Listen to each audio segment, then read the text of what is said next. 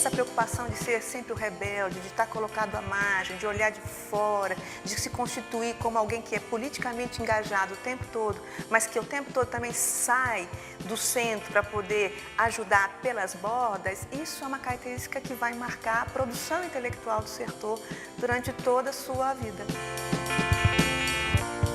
Michel Jean Emmanuel de la Barge Certeau nasceu em 1925 em Savoie, interior da França.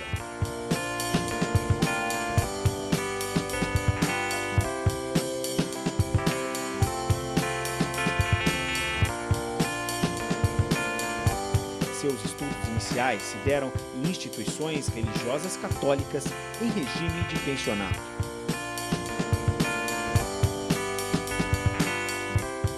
Nos anos de 1943 e 1944, finalizado o secundário, Certeau inscreve-se em letras na Universidade de Grenoble. Nesta época, participa como mensageiro de um grupo de resistência ao nazismo.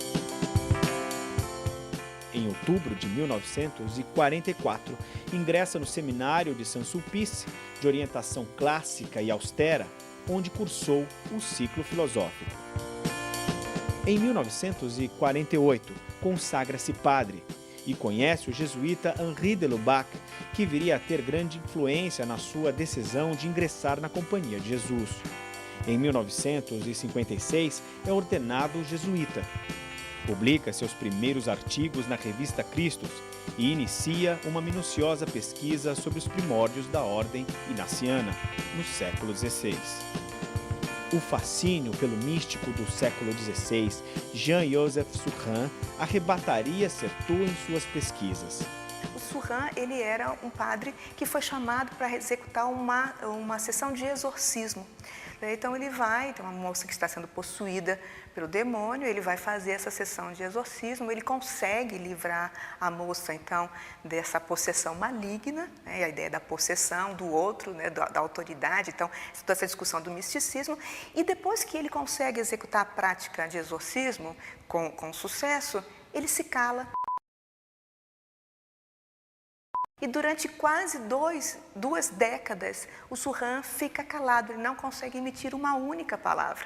Então, ele se comunica através de cartas depois, né? E é isso que vai chamar a atenção do Certeau. Vai chamar a atenção, primeiro, porque é uma discussão sobre misticismo no século XVI. Segundo, porque o Surin é um jesuíta, né? E ele, ao fim da sua formação, ele vai acabar optando por seguir a ordem jesuítica. Então, o Surin responde também esse interesse da ordem, né? De trabalhar com o jesuitismo. Terceiro, porque o Surin permite com que ele faça uma coisa que lhe é muito importante, que é o exercício da escuta e da palavra. Então, o Surin não só ele ouve na hora em que ele está exorcizando, como ele se cala depois que ele exorcizou. Então, o problema da fala, né, de ouvir o outro, que é toda a relação também que o Certeau constrói com a teoria, com um olhar mais psicanalítico que ele tem na sua formação. Então, em 64, durante essa formação que ele está tendo, né, ele vai ser um dos membros fundadores da sociedade lacaniana, né, da sociedade de psicanálise da França. Então, esse lugar da psicanálise, essa preocupação com a escuta do outro e da alteridade, o Surin também responde a ele o interesse.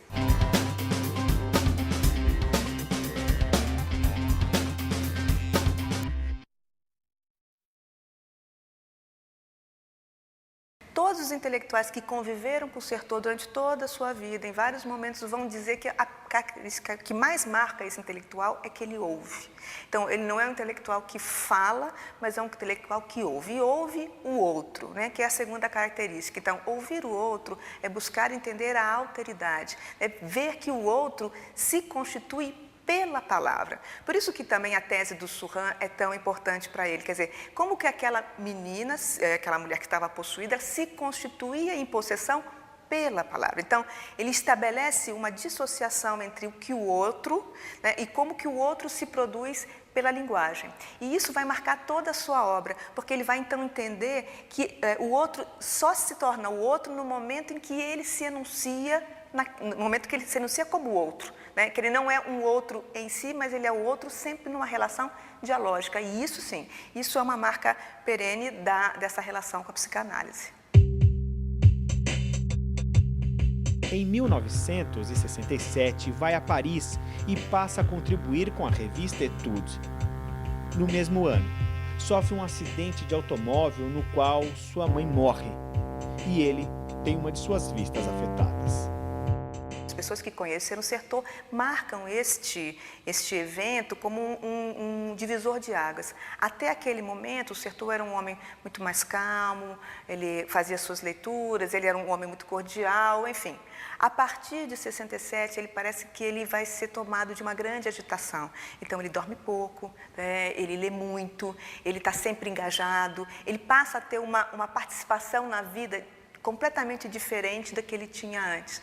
E esse movimento é que vai fazer, por exemplo, vir para os países da América Latina, esse movimento que vai fazer engajar em vários campos de conhecimento. Ele lê muito, ele lê em vários idiomas, ele lê em russo, ele lê, obviamente, em francês, né? Ele lê em inglês, ele lê em português, então ele lê em grego, ele lê em latim. Então, ele é um poliglota, ele aprende, ele capta todas essas influências, né, do meio externo. Então, por exemplo, quando ele vem para o Brasil, ele não só se contenta em vir para o Brasil, como ele pega uma enorme bibliografia sobre o Brasil, né, de produção brasileira, e lê essa bibliografia.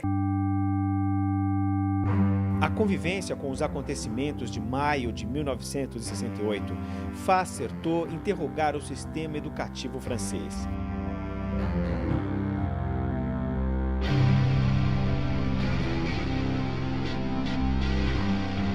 Constata uma nascente marginalização do saber e um deslocamento dos professores do centro da cultura para suas bordas, fruto do crescimento dos espaços de ensino fora da escola e dos meios de comunicação de massa. Deu aulas como professor convidado no Centre d'Études et Recherche. E a partir de 1970, em Paris 8, Saint-Denis e Paris 7, Jussieu. Entre 1966 e 1978, empreende diversas viagens ao Brasil e demais países da América Latina. Em 1978, recebe convite para o cargo de professor titular da Universidade de San Diego, Califórnia. Certeau volta, ele estava dando aula como professor na Universidade da Califórnia. Ele volta para a França em 1984, ele retoma suas atividades, ele começa a dar aula na Universidade Francesa, a partir de então, e aí ele vai ser acometido de um câncer de pâncreas. Então, ele vai falecer no iniciozinho, no mês de janeiro de 1986. Até então, algumas pessoas sabem, né, parece que ele não divulga muito o estado de saúde em que ele estava, mas era um câncer terminal. Então, os alunos dizem que ele deu aula até o último momento, em dezembro, antes das férias iniciais, do período de recesso na França, né, que engloba os feriados de Natal e Ano Novo, e só que em janeiro ele já não consegue mais retomar as atividades, ele vai morrer no dia 9 de janeiro.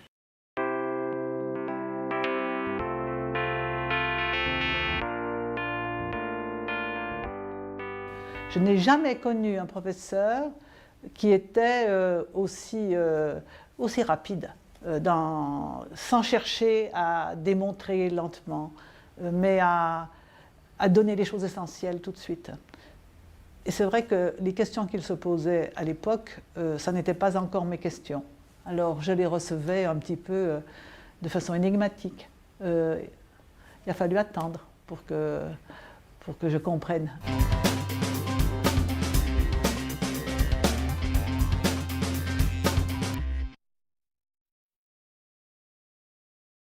Esse movimento que ele faz de compreender algumas das pessoas ligadas ao século XVI, ao início do jesuitismo, né, da ordem jesuíta, vai fazer com que ele reflita sobre qual o lugar dele, sujeito da ordem. Então, ele, jesuíta, escrevendo história da Igreja, história da ordem jesuítica e no início quando ela surge, né, no século XVI. Então, ele vai se perguntar sobre esse lugar e ele vai começar, então, a fazer uma reflexão muito interessante também nos anos 70, que é como se produz história. Então, a história não está ligada ao objeto, a história não é o real, mas a história é uma produção de discurso sobre o real. É essa preocupação que ele vai marcar. Ele vai dizer, olha, existem 3 vertentes que caracterizam essa produção do discurso historiográfico. Primeiro, o lugar da onde a gente fala. Então, sempre existe uma instituição. O sujeito que escreve história está ligado a uma instituição. No caso dele, a ordem jesuítica. Tanto instituição, lugar da onde se fala, instituição, no caso do Certeau, a ordem jesuítica, mas a instituição como uma instituição histórica, né? Então, essa instituição, ela baliza os limites do discurso, o que pode e o que não pode, o que é dizível e o que é interdito. Não só necessariamente no sentido mais proibido ou permitido formalmente, mas aquilo que é aceito pela própria comunidade. Então, determinados temas emergem em determinados momentos porque há, por parte de uma determinada comunidade que participa dessa instituição, da disciplina, por exemplo, né, da história, compreende como tema de emergência ou como tema importante e a maneira como essa instituição, como a história e essa comunidade olha para a construção do real.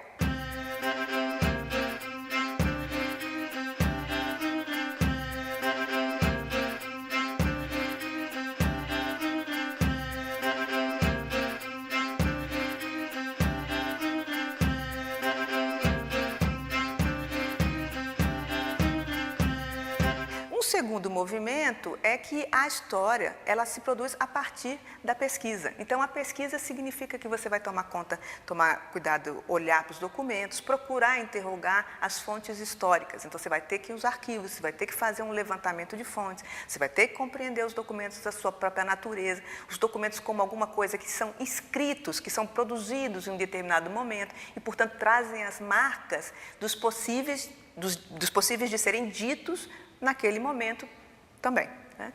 E o terceiro elemento, né, é a própria escrita da história, que não se confunde nem com a disciplina e não se confunde com a própria pesquisa. Justamente ao contrário, o Certeau vai dizer que a escrita da história produz uma inversão escriturária. Então, quando você vai escrever sobre um tema, você começa pelo fim, você começa pelas descobertas que você teve e não pelo processo de pesquisa que você fez. Então, você coloca o fim como começo.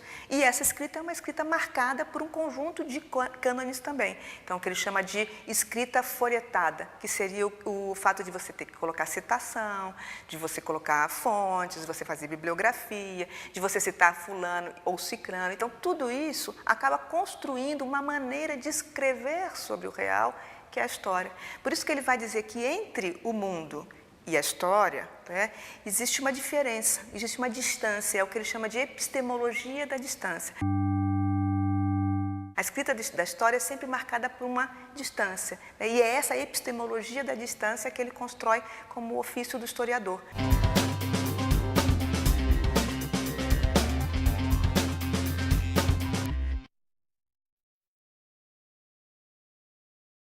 Para o Certeau, você nunca resgata um fato histórico. Você não vai resgatar nunca. Porque o fato histórico, ele aconteceu, ele está no passado. O que você faz é uma construção, né, historiográfica. Por isso que muitos historiadores vão dizer que o Certeau, ele é um dos que inaugura a era da história, da historiografia. Então, porque você opera uma distinção entre a história, que seria o vivido pelos sujeitos, e a historiografia, que é uma escrita sobre a história. Sempre parcial, sempre lacunar, sempre ideológica. Ele vai dizer que toda história é ideológica, não tem como não ser ideológica, porque é um sujeito de conhecimento que produz um saber, né, sobre o que produz uma escrita sobre um determinado fato. Ela tem um compromisso político, né, de olhar para esse passado, mas ela não pode nunca restituir o passado. O passado é o morto. Por isso que ele vai dizer que a história é o trabalho sobre o morto.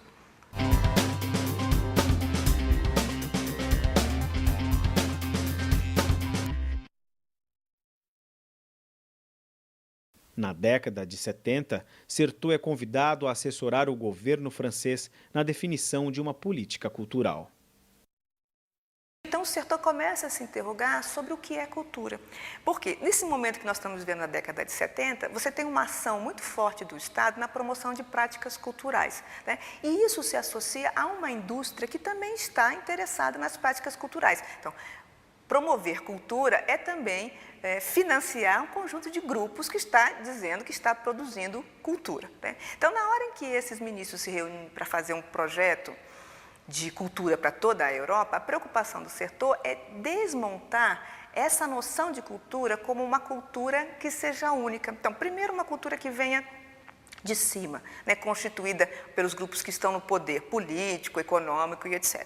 Por isso que ele vai escrever o livro que vai ser publicado, inclusive, no Brasil, mas na França também se chama A Cultura no Plural. Ele vai defender que não existe uma só cultura, né, mas que existem várias culturas e essas culturas são culturas institucionais diferentes e mesmo o que ele vai chamar nesse momento de classes populares, né? Então, as classes populares, as camadas populares também têm culturas. Então, ele vai defender que se essa política precisa ser construída, né, ela precisa ser construída também levando em consideração não uma ação do sujeito ou do Estado, ou dos grupos de poder econômico sobre o cidadão, no sentido de que o cidadão precisa entrar na cultura, mas, ao contrário, uma ação do Ministério da Cultura no reconhecimento de que existem práticas culturais autônomas, ou seja, que partem dos grupos, e reconhecer essas práticas não como práticas menores, como práticas desprestigiadas, mas reconhecer que elas têm valor. Então, por isso que ele vai se engajar numa discussão entre cultura popular e cultura erudita.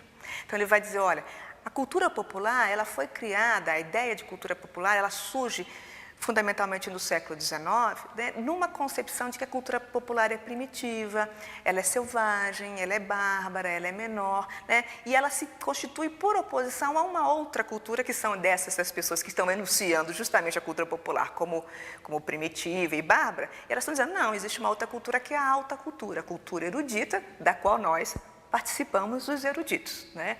Então, ele está dizendo, olha, essa imagem, essa construção do século XIX, ela já é uma construção que estabelece uma hierarquia e é uma construção de relações de poder, né, que destitui da cultura popular o seu valor, porque projeta sobre a cultura erudita, a dita erudita, né, um lugar de, aí sim, um lugar de valor, de representação social, enfim, o lugar de destaque.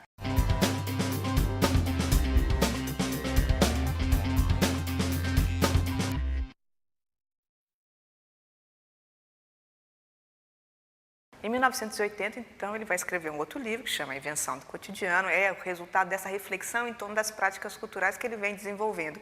Aí já a partir mesmo de uma interação mais forte com o próprio Ministério da Cultura na França. Então, o que ele vai trazer? Ele vai mostrar essa preocupação com as práticas ordinárias. Então, ele vai passar de uma concepção de cultura no plural para uma cultura que é múltipla. Então, que está enraizada em cada um dos sujeitos. Essa cultura ordinária, ou seja, essas práticas ordinárias, as práticas do cotidiano com as quais ele se preocupa, são a grande contribuição que o Sertor traz, porque quando ele vai olhar para esse modelo das práticas ordinárias, ele vai dizer, olha, as práticas ordinárias são a maneira como cada um de nós, sujeitos, interpretamos e lidamos com a cultura. Então, na hora em que ele faz isso, ele muda o lugar da onde ele olha para a teoria da comunicação. Ele não está mais olhando do ponto de vista daquele que emite uma mensagem, mas do ponto de vista daquele que recebe. E não como receptor passivo, como era a grade de análise que imperava naquele momento dos anos 70, final dos anos 70, início dos anos 80, mas do sujeito aquele que estabelece a síntese, do sujeito que faz a bricolagem, do sujeito que trabalha com as várias informações que ele recebe e produz uma coisa nova. Então, esse sujeito ele não é o receptor passivo, então, das mensagens que vem da televisão, mas ele é sempre um produtor ativo de conhecimento a partir do momento em que ele vai lidando com esses vários fragmentos e sintetizando na sua própria cultura. Então, essa contribuição permite com que, então, se olhe para a relação entre mídia e sujeito de uma outra maneira. O sujeito tem sempre uma forma de escapar da mídia, ele tem sempre uma forma de construir um outro conhecimento, é o bricoleur.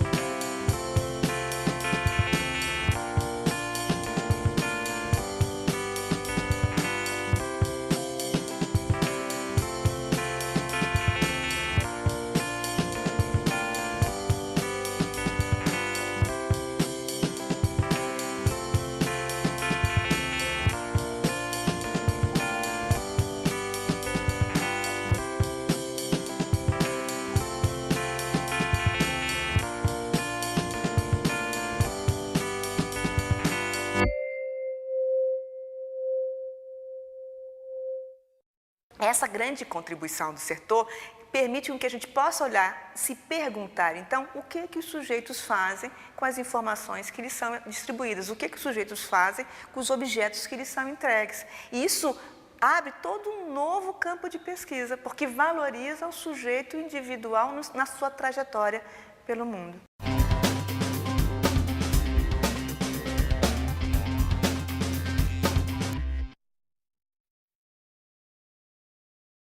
Essa compreensão do Certeau das práticas ordinárias, essa compreensão do Certeau do sujeito insubmisso, do sujeito que sintetiza e que ele traz da própria experiência dele. Quer dizer, quando ele vai buscar um místico do século XVI, ele está buscando também de novo esse sujeito que não se submete, esse sujeito que foge da ordem. Então ele percebe essa maneira de fugir da ordem em vários momentos. E essa é uma contribuição importante para a educação. Por quê? Na década de 70, nós estávamos justamente trabalhando, quer dizer, a academia está operando com um livro que é um dos livros que é bem famoso na década de 70 e que vai ter um grande impacto na área educacional, é a reprodução, né, do Bourdieu e do Passeron. Justamente nesse livro, A Reprodução do Bourdieu e do Passeron, o que vão defender esses dois autores? Que a escola é uma grande maquinaria de reprodução da sociedade. Como então, na medida em que a escola ela se dissemina no todo social, ela ao mesmo tempo é uma máquina de conformação desse todo social. Essa é uma discussão que está corrente na década de 70 e no início dos anos 80. Se a gente pensa no filme, por exemplo, The Wall, isso está muito bem caracterizado. Então, o momento em que as crianças vão andando naquela máquina de moer carne, e elas caem e saem transformadas. Então, como que a escola moe o cérebro das crianças e transforma elas em autômatos. Essa reflexão deixa os professores da década de 70 enjaulados. Então, o que eles podem fazer? Se a escola é reprodutora, se eles estão dentro da escola, eles também são reprodutores, e os professores que não se sentem reprodutores do Estado ou da ordem vigente? Então, eles ficam numa jaula para onde não tem onde sair. Pour moi, Michel de Certeau a été, pour mon travail professionnel, une bouffée d'oxygène. Parce que j'étais professeur à l'école normale, j'avais à former de futurs maîtres, j'étais moi-même un formateur de futurs maîtres, et je ne pouvais pas me penser comme un agent de la reproduction, ou comme seulement un agent de la reproduction. Et du coup, pour des raisons subjectives, le mode d'approche de Michel de Certeau, pour moi, c'était le salut. Sinon, je n'avais qu'à donner ma démission de l'Éducation nationale. E justamente a reflexão do Certeau abre uma porta, porque ele vai dizer, olha, a escola ela tem por função, claro, reproduzir a ordem vigente, mas o que os sujeitos que frequentam a escola fazem com os ensinamentos e com os objetos que estão distribuídos no interior da escola é outra coisa. Então, isso permite colocar no âmago dessa instituição conservadora, a própria rebeldia, o próprio movimento de renovação, de inovação, de colocar em xeque as normas, enfim, de o sujeito também perceber que ele tem de fato a liberdade, quer dizer, não é que o Certeau vai dizer que o sujeito tem a liberdade, mas o sujeito dentro da escola começa a ver também, ou permite que ele possa discutir, dar estatuto de legitimidade a esse assunto, que ele possa trazer a contribuição dele como inovador, como aquele que vai abalar algumas das normas que estão vigentes.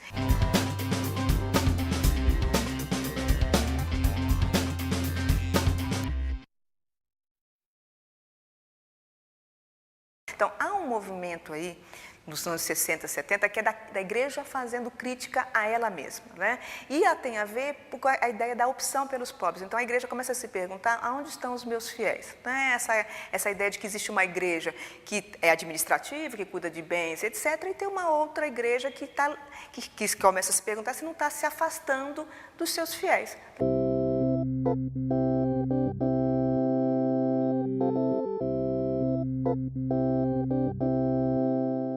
Então, há um conselho de bispos que começa a se perguntar qual é o lugar da igreja, qual é o lugar dela na construção dos movimentos sociais. É isso que vai permitir, por exemplo, no caso brasileiro, você ter duas igrejas, uma igreja que apoia a ditadura e uma igreja que vai acolher, que vai, que vai proteger, enfim, que vai permitir até que algumas pessoas fujam do país, enfim. Né? Essa divisão interna da igreja que está se repensando. Então, o Sertor vem para cá exatamente nesse momento. Né? Ele está acompanhando esse movimento, ele tem interesse sobre esse movimento, ele tem um olhar sobre o outro, sobre a alteridade, que faz com que ele se interesse sobre o Brasil e toda a América Latina e os movimentos que estão acontecendo na América Latina, com uma grande simpatia pelos sujeitos que estão sofrendo, né, as ações dos governos autoritários.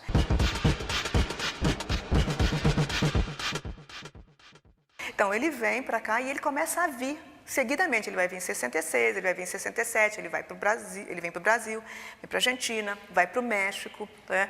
Ele vai, mesmo quando ele não vem, ele vai se manifestar em revistas francesas sobre o que está acontecendo na América Latina nesse período. Então, ele faz um artigo quando da morte do Che Guevara, ele faz um artigo quando da morte do Allende, né? Ele vai repudiando, ele faz um artigo quando da invasão da USP, ele repudia a invasão da universidade, a perseguição de estudantes e professores. Então, ele é muito engajado com essa América Latina, né? E se perguntando qual o lugar, qual a importância da igreja nessa América Latina.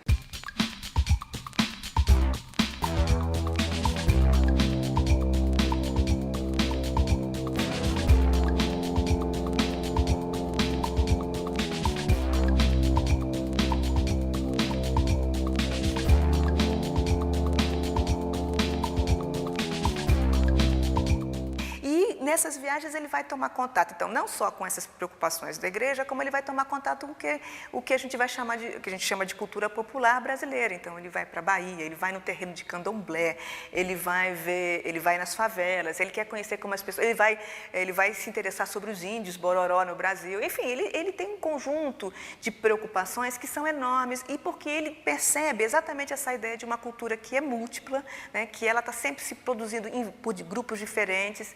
Ela acontece simultaneamente, né? Então, várias instituições, essa cultura é plural, ela é múltipla, ela se dá pelos sujeitos e ela precisa ser compreendida e ele quer compreender esse conjunto de práticas culturais.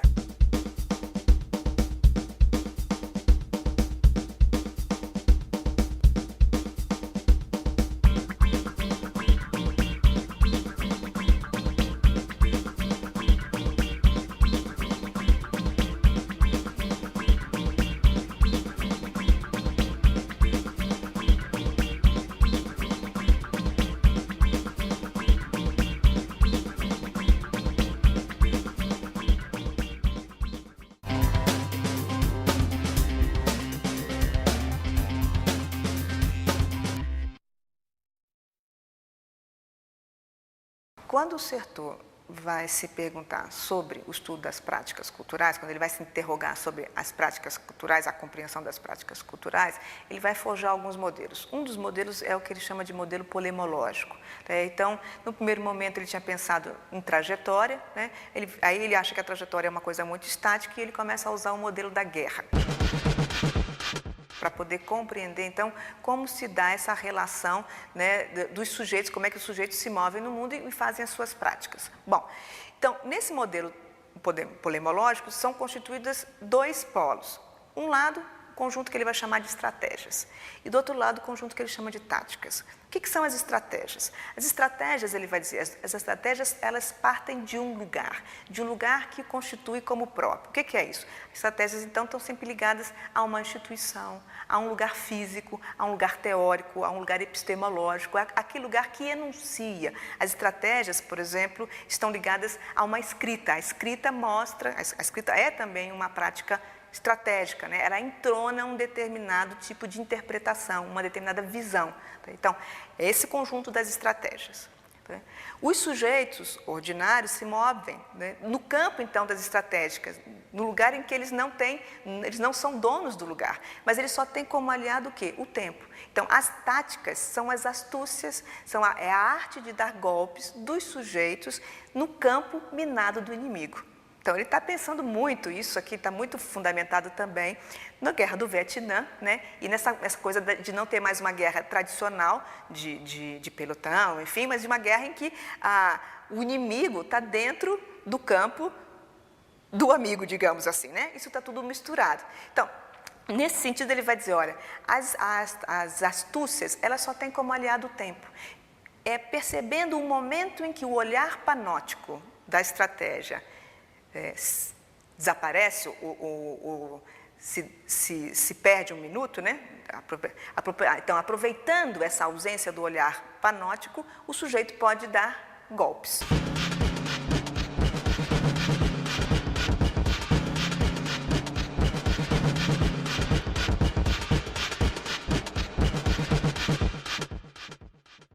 Então, como é que a gente pode pensar isso? E isso vai ajudar muito a pensar a escola, né?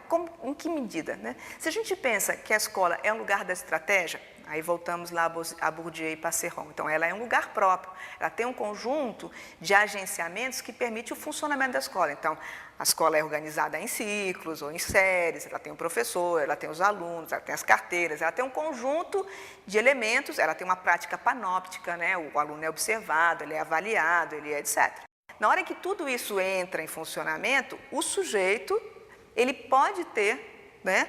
Ele tem, na ausência do poder ou do olhar panóptico do poder, ele vai impor o seu golpe, ele vai dar o seu golpe, vai fazer a sua astúcia.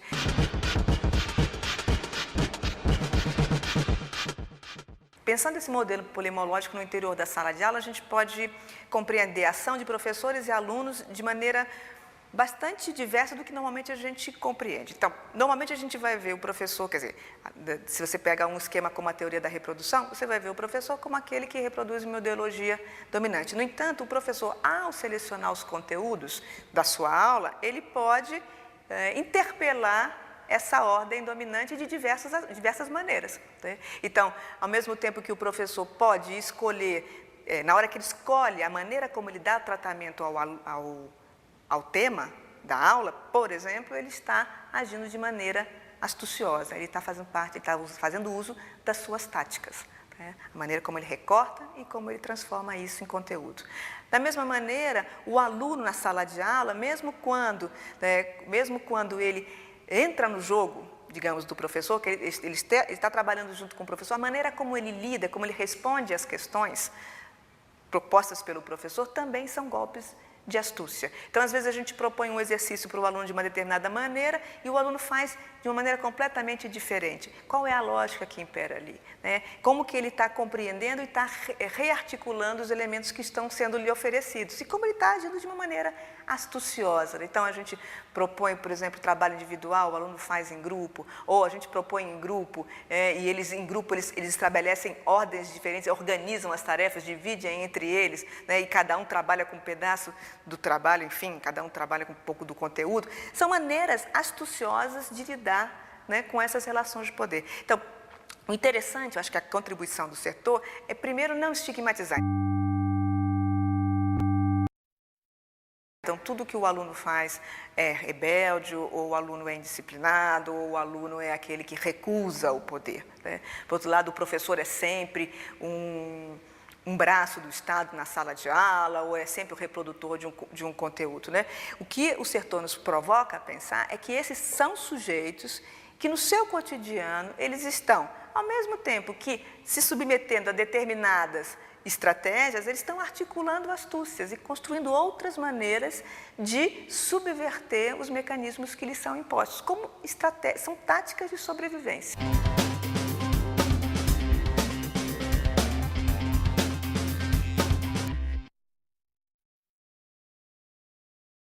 O Sertor, ele vai fazer leituras de Paulo Freire. Na década de 60, ele toma contato com Paulo Freire. Então, assim, da mesma maneira como ele vem ao Brasil, ele também toma contato com uma literatura produzida pelos brasileiros e, dentre eles, Paulo Freire. Então, de Paulo Freire, algumas das referências que ele faz a Paulo Freire é a preocupação do método de alfabetização, né, que é isso que vai se difundir, inclusive, de uma maneira bastante generalizada no mundo, né, e pelo qual até Paulo Freire fica reconhecido. E a preocupação da prática pedagógica como um exercício da liberdade. Então, essa ideia de que a prática pedagógica é uma prática dialógica, que o professor, né, tem um engajamento político-pedagógico nessa prática, né, que essa prática, então, é uma prática também de caráter político, e que ela se estabelece com uma preocupação não de fazer calar o outro, mas de ouvir o outro. Então, a ideia, de novo, da escuta, né, de ouvir o outro, na construção de uma relação que é uma relação interpessoal. Então, para ele, o Paulo Freire ajuda, né, a dar substância a essa discussão que para ele é uma discussão importante. A importância da educação também como aquela prática que que faculta ou que promove o exercício da liberdade.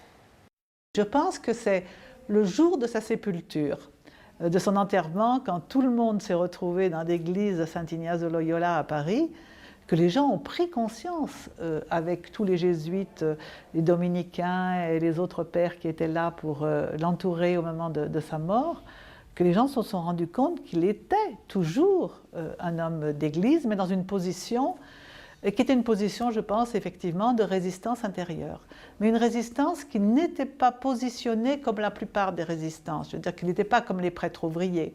Il n'était pas dans une position de conflit politique ouvert, prenant, par exemple, parti de manière publique dans les journaux contre un certain nombre de positions de l'Église. Il était plutôt quelqu'un qui prenait parti pour. C'était une façon de prendre position pour un certain nombre de personnes opprimées, plutôt que d'être en position, je dirais la position habituelle de l'intellectuel critique parisien. Je veux dire que c'est tellement facile d'être un intellectuel critique parisien, d'une certaine manière, quand on a la position institutionnelle.